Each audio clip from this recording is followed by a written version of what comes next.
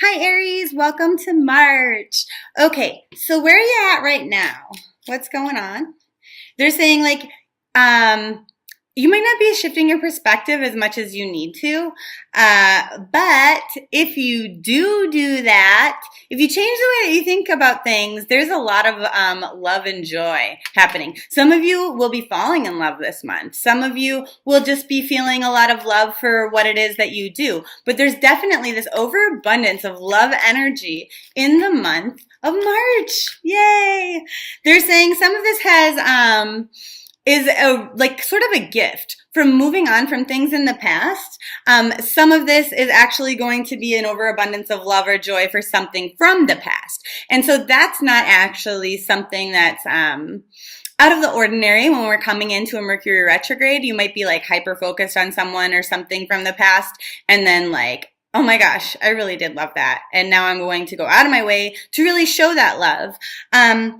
And so some of you might be reaching out to people that you love, that maybe you had a falling out with, whether that's a friend, whether that's a sibling, whether that's an ex. And so is that the best idea? And they say, for most of you, I think that that will be received well. It's not going to be the case for everybody, but for most of you, it will be. For those of you who, where it won't be received very well, you already know who you are, and don't do it. Don't do it. Because it will bite you in the butt, big time. Okay, so what is going to be tainting any sort of feelings of happiness or joy for you in the month of March? And they say action, impulsiveness, and acting impulsively when you're not feeling 100% confident. Okay, so for example, let's say I'm not feeling good about myself. So I go to a bar and I get super wasted and I'm feeling like ugly. So I just like hook up with some random person because I want to feel, cared about or sexy or beautiful. And then I regret it the next day. It's that kind of an energy. It might not be something so extreme, but you might do something impulsively. It could be something, like reaching out to somebody that is just going to make you feel sad instead of feeling loved. So whatever it is that you're not feeling super confident about, kind of going out of your way impulsively to try and control that situation and do something to fill that void. I don't think it's advisable, to be honest. So what is it that you think will make you happy this month? And they're saying, this sort of connection to the divine, to God, Allah, spirit guides, angels, the universe, energy, whatever it is. And you're not wrong. Okay, so how is this perception going to be true? And they're saying like you have to do this in your own way though. So like, for example, let's say you're thinking, I'm going to go to church. Okay, I really want to go to church and I want to pray and I want to be like around the music and like the whatever, and that's going to uplift me. You're going to end up disappointed that that's not actually the case, because your spiritual connection, no matter how you experience that, through meditation, through yoga, through tarot, through whatever, prayer, this has to be a very individual activity. So I'm going to actually switch decks here, and I'm going to see for the majority of Aries, what is the way that you can feel most connected to the spirit world this month? And they say rune stones, actually. I am a horrible person to ask about those because I don't know much about it. But a lot of you can feel some sort of connection or guidance that way in the month of March, okay? For the rest of you, what is it? Because I feel like that's a good portion of you, like a solid 60%, but not everybody. And they say your nutrition, actually, spiritualizing your food. Now, I know it sounds weird that you could spiritualize your food, but you can spiritualize anything. It could be like saying a prayer before you eat something. It could be like, oh, thank you, food, for being so delicious and for giving me nutrients and energy. It could be praying about, your food. There's so many different ways that you could spiritualize your food. I can make like a 40-minute video on that, so I'm just going to skip over it. But you could type it into Google or into YouTube, how to spiritualize your nutrition, your food. I'm sure that somebody's made a blog post somewhere about spiritual foods to eat, or foods that increase your psychic development, stuff like that. Organic food. Oh my God. Okay, anyway. How is your perception false that, a deeper spiritual connection is going to help you achieve more happiness this month? And they're saying, like, if you feel like you have to spend money, so if you don't already have runestones and you want to go out and buy like a really expensive set and like somehow that's going to help you do it, or like you're going to spend more money like to have more nutritious, like better foods, like we were talking about with the nutrients, they're like, that's not right. That's not right. Because that's just creating like another barrier to like fully using it. So that's an interesting way to think about things. They're saying like, because whatever it is, if it's not something you can do already, it's not a habit that you're going to be able to sustain. And then it becomes that kind of more impulsive energy that we were talking about. And a lot of you are going to fail to see that, especially up until the new moon energy. But they're saying like, be really realistic and honest with yourself about that. Like if you're saying, you know what? Yeah, I do need to connect to spirit. I'm going to go like buy all these healthy foods and see if that helps. And I'm going to like go get these like really fancy like engraved runestones and I'm going to put it on my list of things to do every day. Like honestly, you're not going to keep up with it. And so they're saying like the bigger thing for you guys is just moving away from things that don't work for you anymore. Realizing what it is we need to leave in our past and what it is we need to move forward with. Kind of like I mentioned previous, that stop, drop, roll reading. What do I need to stop doing? What do I need to drop from my life? And what do I need to roll with in the month of March? Okay, so what's actually going to make you the most happy in the month of March? And they're saying endings, completion, wrapping things up, tying them in a pretty little bow, and then, putting them in the garbage. Just like tying up loose ends, saying, this is done. I'm finished with this. Moving on from relationships. Maybe you've got a stack of papers on your table and just going through them really quick, filing what you need to, paying the bills you need to, and then throwing all of that documentation into the trash or scanning it into your computer so you can get those papers off your table. Completing little things is going to be huge for your level of happiness. And it's also going to make you feel more confident because now you're succeeding at something. Writing it down on a piece of paper and then checking those things off is going to be huge. If you, for example, if you have a hard time like getting up and at it in the morning, have like the first three things on a checklist that you might create be get up, brush your teeth, and get dressed. So straight away in the morning, those three things, you can cross them off your list and you can feel successful that you already did 3 out of 10 things you decided, right? And so that'll boost your confidence and give you like more motivation to continue to carry forward and not make impulsive other decisions like, I'm going to just like lay on the couch in my pajamas and watch Netflix instead of going to work. They're saying some of you have the capacity to do that because you're not feeling your most vibrant, fiery self. Aries are super confident and they radiate like a lot of this like sexy, funny, like intriguing, interesting energy that other people want to be around. Like people perceive you to be so fun and like something in a lot of you might have shifted or switched or changed. And, but then you're kind of like, no, it hasn't shifted or switched or changed. I'm just finally feeling the effects of this bullshit I've been dragging like in my subconscious for a long time. And so they're saying, wrap that up. Identify what the problems are, how you're feeling, why you're feeling that way, and then cut those things out of your life, manipulate or change them. So now you can move on from that energy and fully embrace your happiness. A lot of you feel like good things aren't coming to you. You're feeling hopeless. And part of the reason why is because you haven't totally shifted your perception to say, okay, well, that was then. And like the future is not dictated by the past. Like, I mean, sometimes it is, right? But like, it doesn't have to necessarily dictate the past. We can only focus like on today and what we're going to do next. Like the past happened, we can't go backwards. So that's done. Wrap it up, throw it away. And now let's move forward with what we have. So forces that are at play outside of your control in favor of your happiness that will bring you happiness is like, if you stand here and you look at things objectively and you remove your feelings from it, especially around the week of the new moon, for whatever reason, the new moon is going to be huge for a lot of signs this month.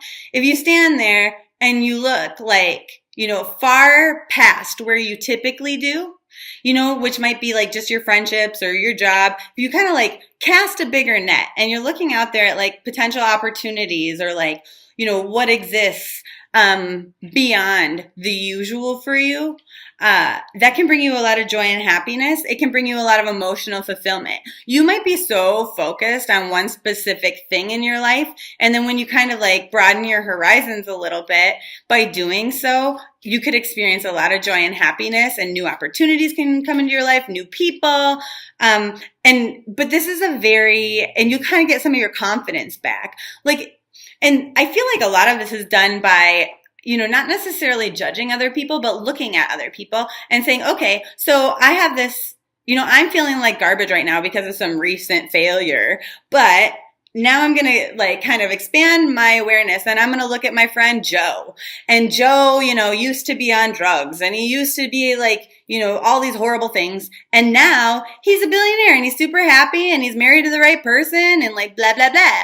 And so you kind of like broaden your view. And so you go, okay, they can do it. Why can't I? Like, totally can. Totally can. So then things that are kind of going to be working against your happiness but are out of your control this month. And they say this overflowing love energy, like whether you're ready for it or not, it might kind of come into your life. This like energy of like falling in love with something. And so it's in your better interest, especially leading up to that new moon, like I talked about, to put a finality, like close the door, close the lid on a box or something, and just like put it to the side so that that's not shit that'll kind of flare up and cause you problems later in this love energy. So let's say you're feeling a lot of love and joy in a career, okay? But then for whatever reason, you need to have like a certain credit score, okay? Or to maintain your security clearance, or to like work at a bank or something like that. And so maybe you've been putting off, paying something that's late or turning in paperwork, and it's affecting you negatively. Well, okay, I might love this, but maybe I'll lose it because I didn't tie those things up. Or conversely, maybe I'm going to walk into this new awesome relationship and fall madly in love with somebody, but because I didn't, assert a boundary and say, you know what, I'm not going to deal with my ex anymore. Like they text me sometimes, and like I sometimes engage in that. If you didn't block them or something, that might flare up at the exact wrong time and cause some damage to that new relationship. And so it's like, okay, I'm going to get closure on like certain things. I'm going to close them up, put them in a box, throw them away. That's done. That's the past. So I can step into this new awesome lovey energy. So as far as your lucky days this month go, you have the 15th of March. And then your power color of the month is white. So wearing white or imagining like this white cleansing energy kind of coming through your crown chakra all the way through your body would be good. And this one talks about lightening up. Okay. So like I said, kind of standing there objectively, like removing feelings from things and seeing, okay, what do I need to do to kind of get my confidence back? And so white gets rid of toxicity. It clears you. It cleanses you, not in the same way as yellow, but it kind of replaces any dark things with light, white, optimism, happiness, joyful love energy. Okay. And so this brings you peace. It helps you to have more integrity, to be more honest. It it relates to like holiness, purity, right? Which is why you might be feeling like you need to be more spiritual this month or pray more this month or whatever. And then what else does it do? Helps you to kind of like get rid of that unnecessary baggage that we've been dragging around, like I mentioned. And so your affirmation with this one is, I give myself permission to lighten up and experience ease in my body and my soul. Okay. So that's going to be very important for you. And now what I wanted to mention actually with this one is it's a 24. So things are okay and they're only going to get better. You will achieve more balance as this month progresses. However, our lucky day is also the 15th, which is a 1, new beginnings, with a 5, which can be like a sexy new beginning sometimes, but it can also mean, a hardship, struggle, disappointment, like chaos energy. And so they're like, you get to make a choice here. Do you want things to be stable and awesome and easy, like when they start, like having cleared away all this baggage and bullshit that you need to before you step into that? Or do you want to drag that shit with you and have it flare up and ruin things? Up to you guys. And so either way, you're going to come to this place of balance with a 6. But the approach is going to be different for some of you. So it's advisable that we like step back, remove our feelings, look at things objectively, understand what it is we need to do, what we need to clear away, what we need to Marie Kondo the fuck out of our life, and then we can experience joy, happiness, love, and balance, a harmonious state, right? So there's that. Then your crystal of the month, surprise! There's no such thing as coincidence. It's white. Okay, this is called celestial aura. Aura crystals sometimes are hard to find if they're not aqua aura. So anyway, point is, with celestial aura here, what you get with this one is harmony. You get balance, you get peace, you get like alignment of all of your chakras and your auras and the meridians in your body and all of this stuff. It'll actually help make your physical body feel better. But anyway, so this helps you to use your spiritual gifts to their fullest potential and kind of helps keep you on the right spiritual path or course. It's not like really doing justice, like when I'm holding it back there. You see how sparkly that is? Probably not. It's so pretty. See, it's making a little light ray. So beautiful. Anyway, this helps you with, kind of coping with grief or loss or disappointment. It detoxes your body as well as your aura and your chakras. It relieves loneliness. It enhances so many of your metaphysical abilities, which is maybe why, like, if rune stones were not something you were into before, all of a sudden they're just making sense. It helps you to feel more like self-aware. It helps you to bond with other people. It helps you to reframe past situations, which is exactly what we need to do, right? Excuse me, sorry. And then what else does it do? It kind of like increases your consciousness, but also helps you to cooperate with others. It makes you less selfish. Not that Aries are always 100% selfish. Sometimes you can be, though, depending on what else is in your chart. So, I have some of these, I believe, on my website. If you wanted to purchase one from me, you can get one from your local crystal shop as well. But if you get one from me, then you also get lessons on how to use crystals and stuff like that to your fullest advantage. They come in like a video format, so that'll be pretty awesome if you're like a visual learner, which you probably are if you're watching my video. Okay, anyway, what kind of energies do we need to bring into our life to help us sustain any happiness energy that we get, so that we can thrive? And it's like that energy of completion and seeing things as successful, envisioning our success, where we want to go, remembering that other people see us more positively than we see ourselves sometimes, and then deciding to see ourselves in that same positive light, okay? How do we sustain that energy of happiness once we get it? And they're saying, being in that moment of like, okay, this feels good. Expressing gratitude for the moments that feel really good or happy or joyful. For example, in the morning when it's really sunny, I'm like, oh my God, I just want to sit in the sun all morning. I'm so happy and joyful and excited. And then as my day goes on, I tend to be in a better mood and express a lot more gratitude for the little things, like, I'm like, oh my gosh, my coffee is hot and I love it extra hot and it's like hotter than usual. This is amazing. And then my day just gets better. And they're saying, kind of taking a step back, reducing our impulsivity and looking at things through an objective lens are going to be the very best things for you this month. March overall, in a nutshell, anything we missed, they're saying, okay, so obviously, if we're not feeling super confident and awesome like we typically do as an Aries, something's out of whack, something's out of balance, even though other people are giving us love and, like they're giving us compliments and, they're saying things that make us feel good about ourselves. We're not internalizing it. And so they're saying being open to receive all of those things, like, is not the issue, which is great because that's what a lot of other people do is they push, these gifts away. But basically, for you, it's about believing it. If somebody gives you a compliment that, hey, you look really great, like, you're looking super beautiful or super handsome today. If you just say, oh, thanks, but you really need to believe it. You're like, yeah, you know what, I do. I mean, don't say that out loud. And then everybody's like, you're an arrogant prick. But, I mean, go look in the mirror and be like, you know what, they're right. Or if somebody says, hey, you're really good at this or you're really smart, feel, you know what? Actually, yeah, because that's how we're going to increase our confidence and our happiness and our joy in a better way than being impulsive and kind of like seeking out a destructive way to replace, the feelings that we need to feel that we aren't feeling in the beginning of this month leading up to that new moon. So that is your March. I love you so much. Have the best March ever.